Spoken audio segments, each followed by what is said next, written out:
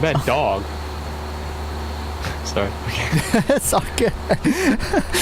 Like right as I was about to start talking, like, look at that dog. All right.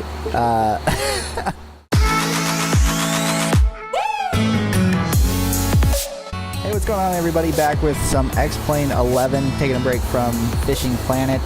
Because fishing is gay. You see, now you gotta be like that. I got Jordan on the game with me too. He's flying another plane somewhere. I don't know where in the hell. Well, I'm mid-flight because Chris had a little outburst before and had It wasn't an outburst. It was just technical difficulties. Yeah, but I'm flying the A36 Bonanza. You know, Bonanzas for bananas, and we're both going to San Juan. San Juan. Yeah, San Juan from Princess Juliana. Yeah, and I would have gotten the takeoff and everything, but technical difficulties stopped. Yeah. So anyway, today we're going to be doing a little flight. It wasn't an out. Come on. Today we're going to be doing a little flight. We're also going to be talking about some aviation news, some stories. And Jordan, what do you got? I got some good shit. I got some American Airlines news over here. If I can find it, because I just closed it out. Are they beating up more passengers? No, actually they are. No, that wasn't American. That was United. Oh, that was United. That's right. Yeah, they're getting rid of. Do you know the MD-80? Yeah. Yeah, they're getting rid of it in 2019. So they're just going to completely phase it out. It pretty much. I was looking at charts. See if I can find the chart in here. But they had, when they first came out, they didn't have a lot in the fleet, and then in 2001 they had like 349, which is like the most they've ever had. And then where's the chart at? Yeah, it's right here. So when it first came out, they had 20 of them in 1983. And then in 2001 they had 362, and now they have 45. Wow. So yeah, they're going to replace them with Boeings. I don't know what Boeings they're going to replace them with, but I'll probably. I mean, you know, as they get older, and the newer planes come out, they've got better safety features. They've got better fail safes, but the MD-80 is always going to be a piece of shit. Pretty sure the Boeing 717 is just like it, but it's like newer. I think maybe they'll use 717. I don't know if they make those anymore, but the only thing we're flying anymore is MD-80s. I just get tired of them. Yeah. Because they're just used for those little short hops and whatnot. Right. Yeah. That's true. Well, I got they all smell really bad, and they're just time for them to go. They do. They smell like vomit and jet fuel. Yeah, they're definitely a little stinkier than the newer airplanes. And one more thing about American Airlines. Okay, you know the Embraer, the 175. They ordered 10 of them. Okay, there are 10 of those, and they have a list price of $457 million. Wow, that's a lot of money. That is quite a bit of money. It's good money too, if you're in the business of manufacturing aircraft. Yep, it's actually a Brazilian manufacturer. That I did not know. Yeah, so it's probably banana spiders and shit in there. I'm just saying. You're being a Captain Salty today. You know about the Brazilian bananas, you know? Oh yeah. Yeah, I saw the National Geographic special. Yeah. Oh boy. Oh, it's still really windy up here. I'm at 8,000 right now. I'm about to pass through the clouds. You know what? I don't think. I'm just getting beat to shit up here. I don't think this aircraft is it's not IFR rated. I don't think. It is now. It is. This is not. I don't think this is going to be legit. Well, I wanted to get up above the weather, but I'm loving on my screen. Be putting a live weather on. How is? Yeah, I've got it on Real World too. It's probably is. You said you're at 6,000 right now? No, I'm passing through 3,400. Oh, well, it should get better. I mean, the meter some clouds, but besides that, you're nothing down here. His live weather is iffy. It's like 15 minutes off, I think. Oh, okay. I don't know, some And weird just stuff. in case, I'm gonna put my like that. Put my pitot heat on here, I don't have my AC on because it's fucking hot. and My peacock heat. just in Oh my case. Holy goodness. shit! So anyway, back to general aviation topics And banana spiders. and banana spiders.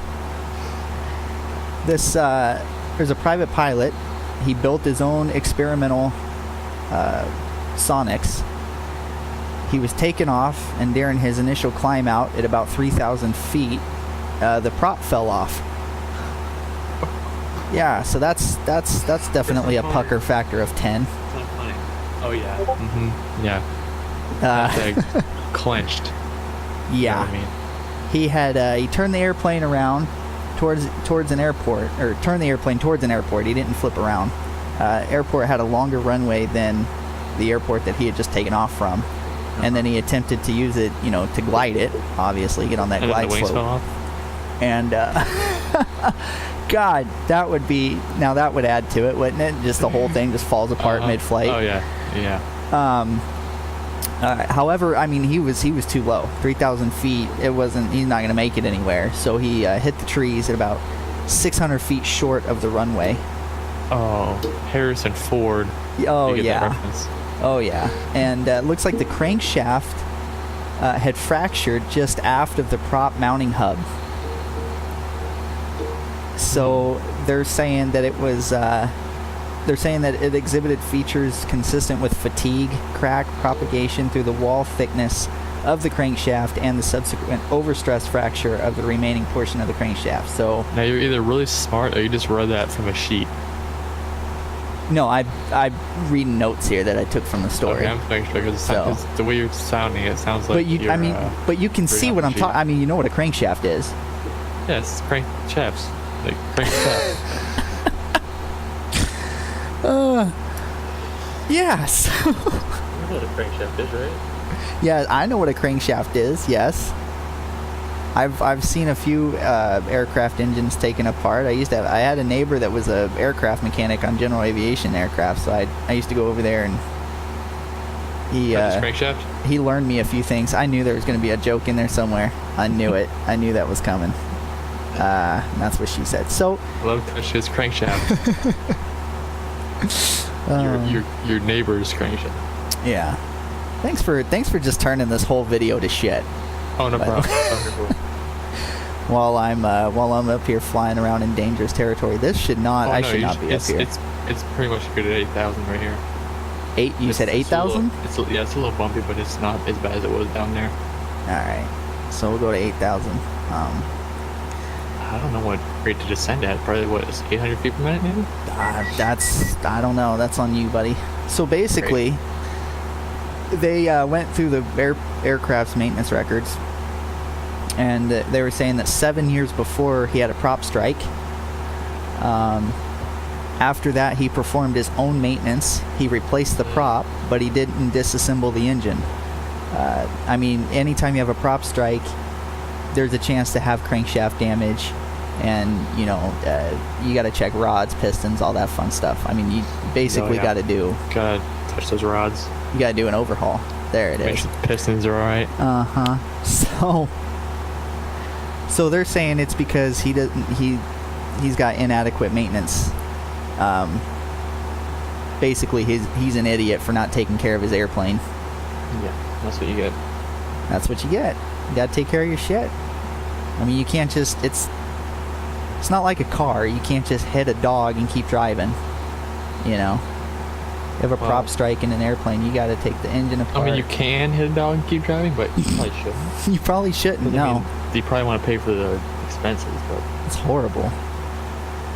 A horrible example. That was the only thing I could think of. Just sad. Yeah. Poor dog. Poor I mean, dog. the plane. Yeah. Yeah. So that was a fun little story, a little water cooler story. I mean, at least he made it out fine. He didn't have any injuries or anything, but... Except for his crankshaft. And his rods. Oh my god. Oh my god, man, stop.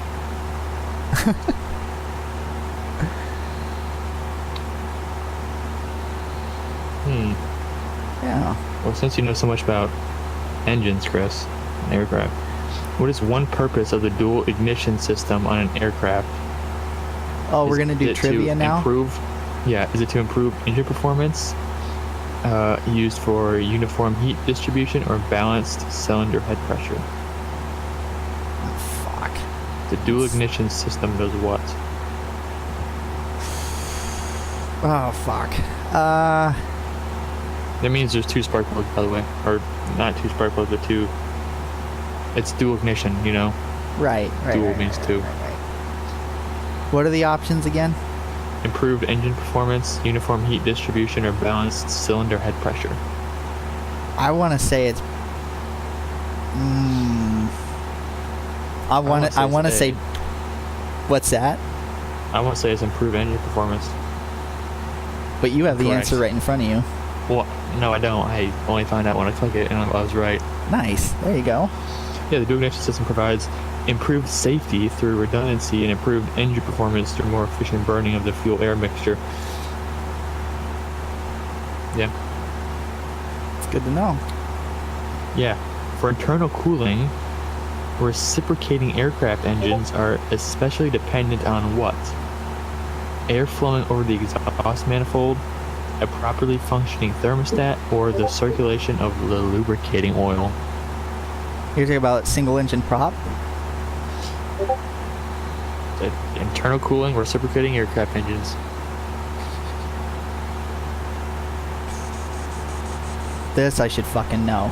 Is it dependent on the air flowing over the exhaust, a properly functioning thermostat, or the circulation of the oil, you know, that lubricating oil? Yeah, I think it's the oil. That we all know and love. I think it's oil. It's either oil or airflow.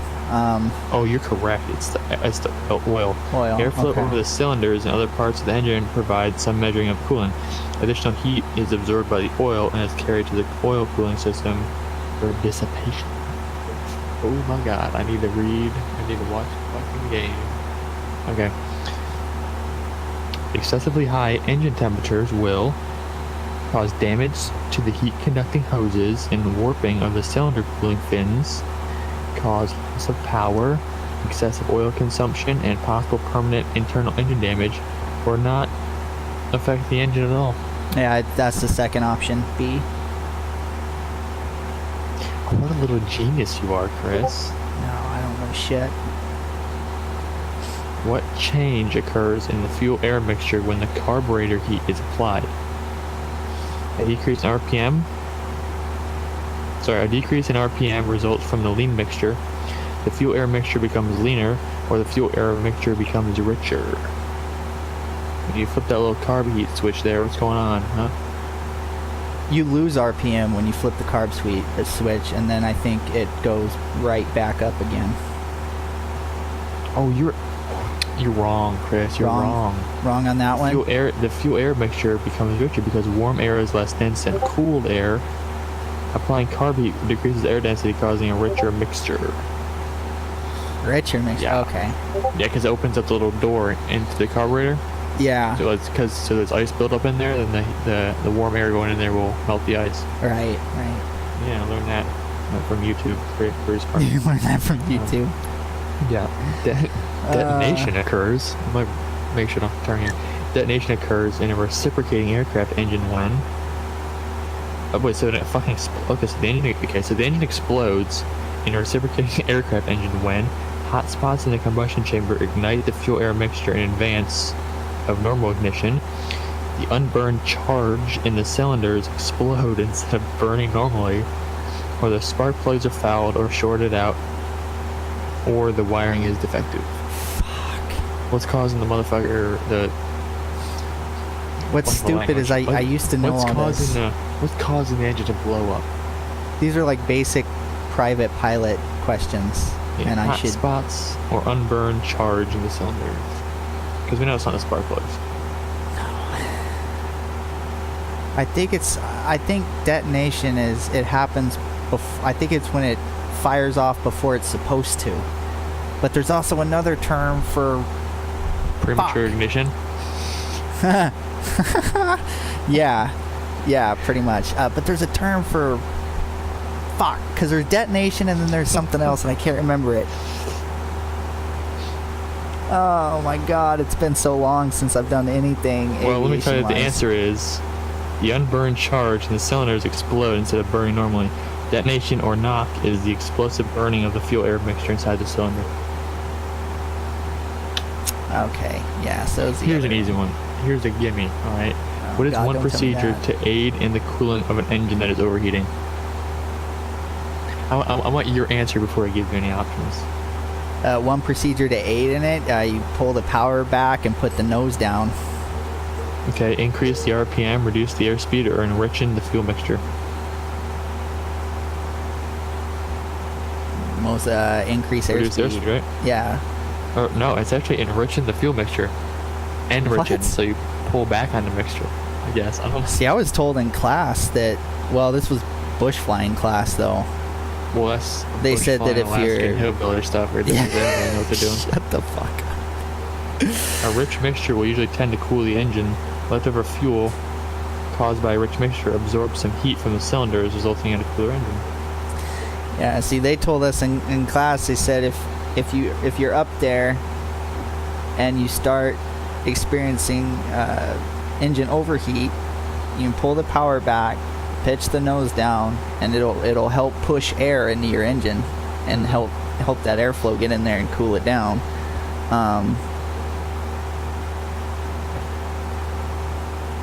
Fuck, I don't remember anything about enriching it though. Stop biting me! Stop biting me! Stop! Is that your cat? You didn't shit on my hand.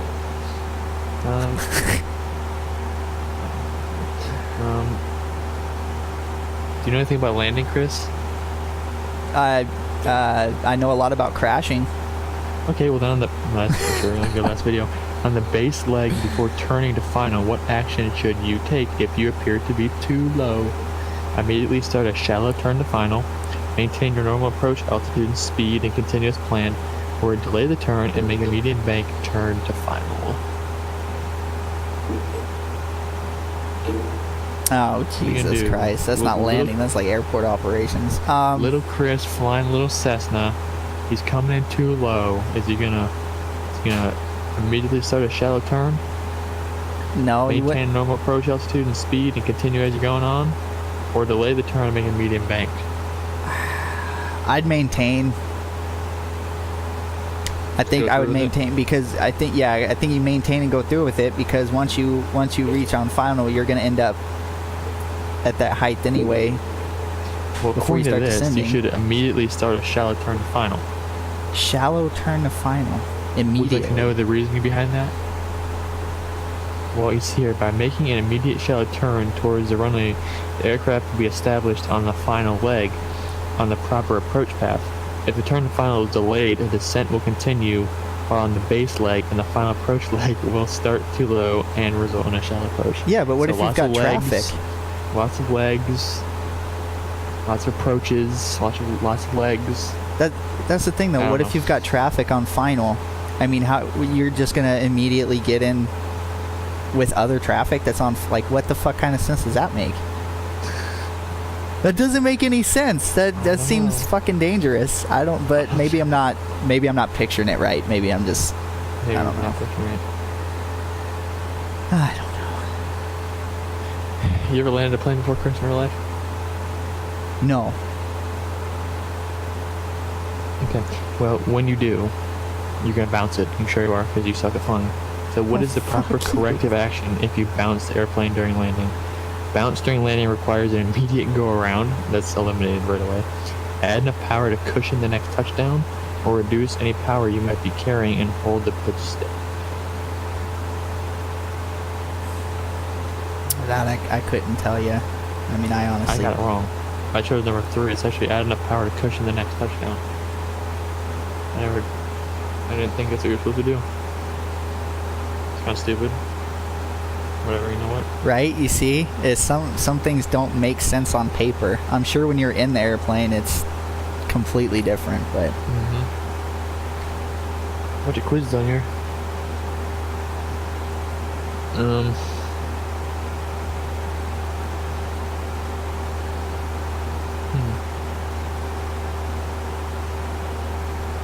What method is used when it is necessary to make sharper than normal turns?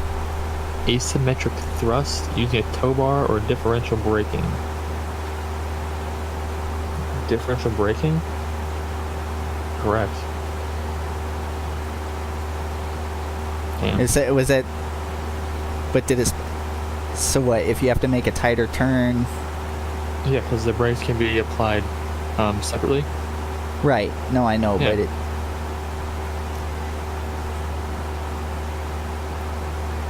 I didn't hear in the question that you were on the ground taxiing. Oh yeah. Yeah, That's what threw me off. I'm thinking because I'm differential braking midair. Yeah, I'm like, what the fuck kind of a question? Want to specify? Are we on the ground here? Is that? I thought it was self-explanatory, but okay, it's not. You're getting close. I see PJSJ in the distance on the map. If you open your map there, where well, at least I am. I'm about to approach the big island of San Juan a little bit here. Oh, nice. I'm still 130 miles out. Yeah, and the Cessna usually descend at about 700, 800 feet per minute. I'll go 800, I guess. I don't know. I don't usually fly these things that much. I think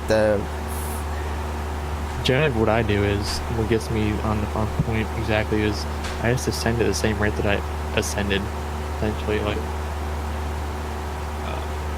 fly heading 300, okay, I'm turning already here. Yeah, I'll do 500 feet a minute.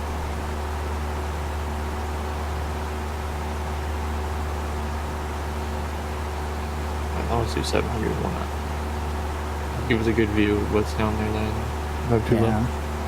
You're right, it's not too bad up here. I'm getting rocked a little bit, but... Yeah, I mean, it's not going to be perfectly smooth. Yeah, I don't think I watched a single video where they're flying a little turbo or a little prop and it's like smooth as fucking butter. Yeah. I then again, went up to really like 9,000, 9,100 feet. Yeah, once you hit 10,000, you might want to put your fucking O2 on. Oh, I'm not going any oxygen. higher than this. Yeah, I'm not going any higher than this. You used to DAJ volunteer. They said O2. They say oxygen. Yeah. I do have... Where is it? 155 knots right now. Oh, this is why this plane doesn't look familiar to me. Why? Okay. That explains a lot. Well, you know how I said it's been a long time since I've been on Xplane? Yeah. I've got two different models of this payware craft, of this Coronado. And one model is a VFR and one model is an IFR. And it's got the difference is I've got oxygen tanks that I can turn on up top, and my I've also got a glass cockpit in the other one. Oh, so you can put your O2 on there. Yeah. I got that in the Caravan. I should have flown the Caravan. Yeah, I should have bought the Caravan. Yeah. 8,000 feet. Oh boy. Ugh. I like this because the clock on here is correct. It says 2:40 p.m. It's exact. Wait, I'm gonna see if it changes. If the time is like exact to my computer. Let's see if it changes. 56, 57, 58, 59, 2:41. Oh my god, it's exact. Nice. Yeah. My temperature gauge on here, I do. It is... Where's Fahrenheit? It's about 55. It's about 55 degrees up here, right? 55 degrees Fahrenheit. Not bad. How cold it was this morning in my state. It's been about, when I wake up, it's been about 45. Are those fires all put out yet? Yeah. I think they just finished up the Santa Rosa one a couple days ago. I like this. I like on this airplane. I can check all of my. I can open up a maintenance menu, so I can see how much oil I have and the state of everything. Yeah, FSX had this one this study level Cessna, and you could do maintenance on it and whatnot, and shit would go wrong. And you could put different batteries in. You could put different tires on. You could put different oils in for different if you're flying in a different part of the world, you might need a thinner oil. Really? Or a thicker. Yeah. That was an FSX? And FSX P30. This one's got something like Airfoil Labs, I think, on the Xplane store. That's the same thing. And I remember flying the thing on FSX, and it's so realistic to the point where you can flood your engine when you're priming it. Yeah. Oh yeah, that's how this one is. You crank it over, and it's it's flooded, so you gotta turn your pull your mixture back, and then just crank the engine a few times to burn all that extra fuel off. Yeah, and then your battery dies. Yeah, then you burn your starter motor. Yep, I've done that. I've killed the battery a few times. Yeah, so it's prime for 3 to 5 seconds. That's it. Yep. 3 to 5 seconds. On this one, you get a little voice that says the engine seems to be primed. Oh, nice. But yeah, I mean, I've killed the battery a couple times. Yeah. It took me a minute when I first got it. I was going through the check. I was doing everything, by the checklist, and I still was killing it. The thing is that the checklist doesn't have you put the mixture up far enough. It tells you to only put the mixture in halfway, but it won't even fucking fire at halfway. You've got to put it up just a little bit past that so it'll fire, and then it starts rough, and then you slowly increase the mixture to full. That's got the G1000 in it? Yep, my other one does, yeah. I hate the G1000. This one's got the fucking 420 or 430. I showed you... I want to talk to you about this, about my new plane that I bought. The new jet that I bought. Oh God, it's got... I think the avionics pack. It's a Skyview avionics package. It says Airbus on it, and Airbus is the company that made the plane. I know the plane is real in real life, but I don't think the Skyview. I think the Skyview is custom. I think it's custom avionics, but it's a multi-screen avionics package. It's touchscreen. Oh my god, it's amazing. It's got charts on there. It's got weather, so you can see the weather, the different points of your climb and descent. It's I have live stream it just so you can fucking see it. It's really nice. And no more messing with knobs to set your heading and whatnot. You just on your main display, you click the heading number, and then a little screen pops up, and you type it in heading 102, enter, and then it plugs it in. No more turning a knob and having to zoom all the way in to see the knob and all that and whatnot. It's just so much nicer. Nice. Yeah. I use default APC with it because it doesn't have automatic descending and all that bullshit, so I have to use default APC because I don't know how to fly like that. But whatever. Right. Fucking yawning's contagious. I know. What the fuck?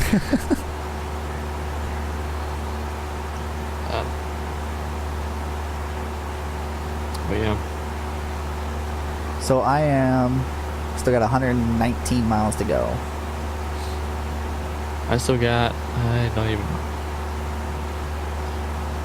oh yeah, I got probably the same as you, man. I got 70 miles to my next waypoint. 70 miles, and then from that one I got 25 miles to the next one, then after I got 30 miles to the next one. Yeah, you've got an IFR flight plan. I'm just flying straight there. I picked the wrong fucking model. I have it. I was flying a Cessna the first time, and I had it plugged in. I had it plugged into the default ATC plan, but now I don't because I switched to another airplane and I didn't feel like plugging it back in. But the GPS still has my flight plan in it. So ATC is flying me direct, and that's going to vector me into runway 10 probably. If hopefully we get the right runway, we get to fly over the water. I was actually in San Juan in January. That was actually really nice. I don't remember that much though. Oh, I do. Yeah, it's crazy, kind of, sort of. Nice hotel. Oh yeah, that's right. We went to the rainforest. We went zip lining. A bunch of other shit there. Puerto That's Rico. awesome. It's pretty fun.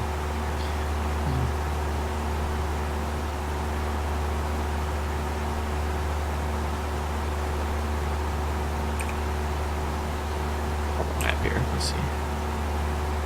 Yeah, pretty close. It's not pretty far away though.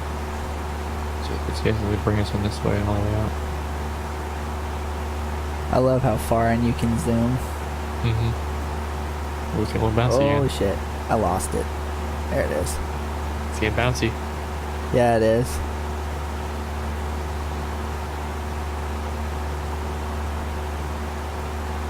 Yeah, definitely getting a little bouncy. It's, well, shit, it's been bouncy since it took off.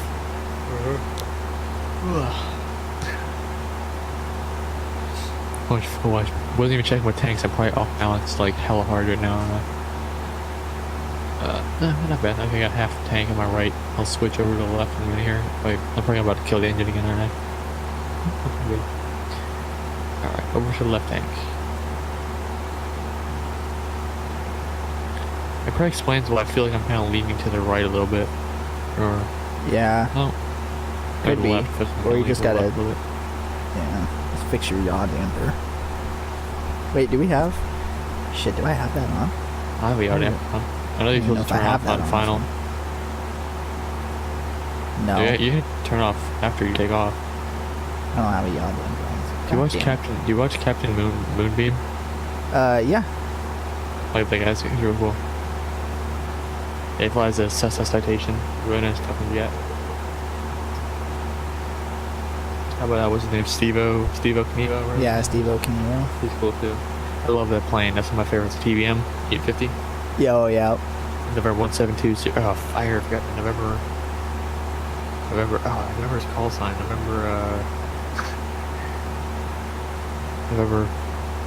November 512 Tango. I need to look at this. Like, it just you watch his videos and you just hear it over and over again through APC. It's like, Oh, I know. He's got really good videos though. yeah, he lives in Miami, so it's like, Yeah, him, Moonbeam, Flight Chops, they do good stuff.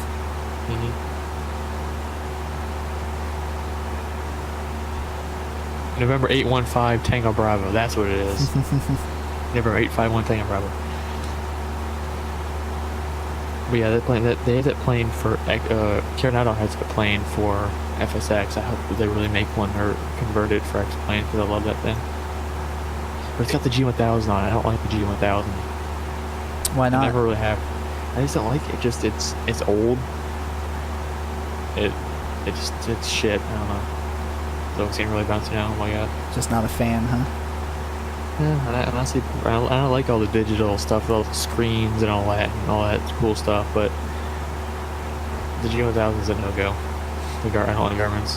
Yeah. Garmin's belong in cars, not airplanes. Maybe if I made a nice new Garmin, I'm sure they have those out there. This sky view that Aerobask makes is just amazing.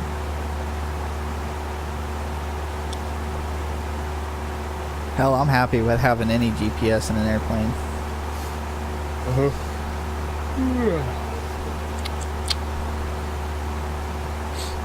So you got any news? Any more news to tell? Any more stories? Anything? No. The only thing that I just find interesting is, you know, how these airlines they're basically fucked for pilots right now.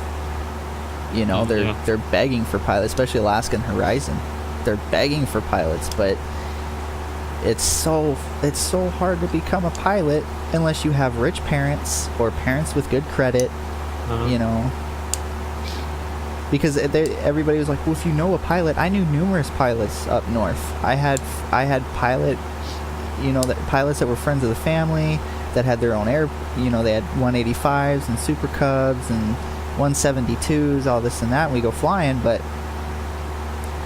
they always had the same story. Well, I busted my ass to be a pilot, and I'm not going to help anybody to be a pilot. They were like anti-helping people to fly. So it was really weird. So I just assumed that it was this You know, I figured, fuck it, I'll bust my ass. I busted my ass in school. I graduated early with great grades. I had honors for most of my schooling. You know, and I went to start my degree, and they fucking told me that the piloting hours wasn't a part of the degree for financial aid. So I had all my schooling paid for, but my flight time, which of course everybody knows is the most expensive part of learning to fly. So I could never do it. I couldn't afford to do it. You know, that sucks because I had already had my medical. I passed the FAA written. I had gone through the aviation law, the aviation, you know, how to read the weather charts, the history, all that shit. I mean, I had everything done. I just needed to get in the fucking plane and fly. And I didn't have the fucking money. Couldn't come up with the money. So, and my parents don't have great credit. My parents aren't rich. And so, that was that. Now I'm not, now I'm flying a fucking flight sim, you know? But, I don't know. Maybe when I'm... Well, do you have some job opportunity, like, over the summer to fly for Horizon? No, I got a buddy that's been with Alaska Airlines for, fuck, I don't know how many years. He's been with them for a long time. And he was talking to some pilots, and they were saying that if you want to, you know, if you've already got your license and you're ready to go, then Horizon will pretty much take you and train you to be their pilot. For what, the Q400 or whatever it's called? I can't remember what they're flying. Big turboprop? Q4000 or whatever it is? Yeah. No. I think in Anchorage they were flying the Beechcraft 1900s. I don't know what they fly down here, but... And I'd love to do something like that. I'd love to get in those, you know, into a fucking turboprop and just do milk runs all day. I don't care. You know? There's just one kid. In fact, I want to show you his channel. I'm going to link you his channel. Oh, god damn it. He lives... What? Hold on. Did he run out of gas? No, I am,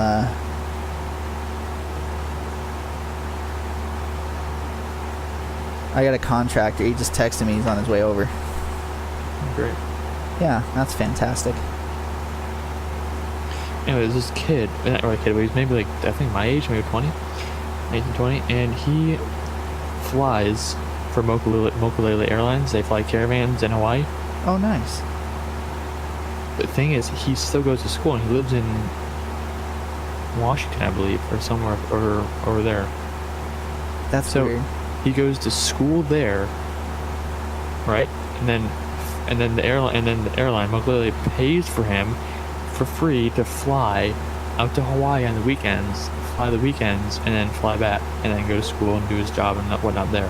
Wow, that is cool. Yeah. That is cool. Well, hey, I'm gonna save this flight we'll save it mid-flight, and we'll come back with part 2 to this. How does that sound? Good to me. Awesome. So, all right, guys. I'm sorry to have to cut this short, Jordan, especially to you. I know we've been trying to do this for a few days now. Altogether, longer than that. Yeah, probably like a few years. Yeah, I know, but I gotta make sure I've got the gate. He keeps having fits, and he breaks his doors, and he breaks other things in his house. So contractors have to come and fix it. Jesus, that's what happens. He has little fits, like I told you in the beginning. That is brutal. If that were true, that would be messed up. That'd be sad. The truth is that the place I'd send you money. Yeah. No, the place I'm renting is just it just needs work. So, all right, guys. He doesn't know how to do it himself. So exactly. Until part 2. Thanks for hanging out. As always, questions, comments, concerns, hate mail, thumbs up, thumbs down, all that crap down below, and we'll see you next time.